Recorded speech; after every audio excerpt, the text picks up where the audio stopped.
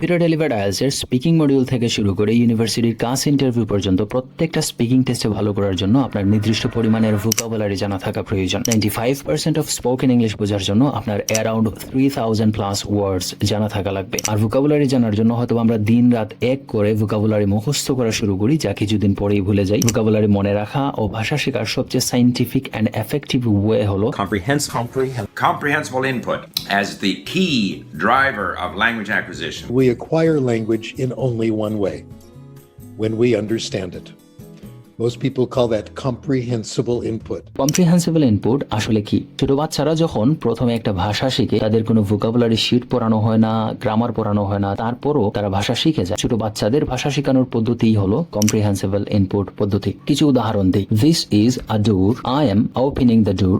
This grass has been cut. This grass has not been cut. This is a car. There is someone inside the car. You see, inside. এই প্রত্যেকটি কথা সহজে বুঝে ফেলার কারণ কি? কারণ এগুলো সহজ?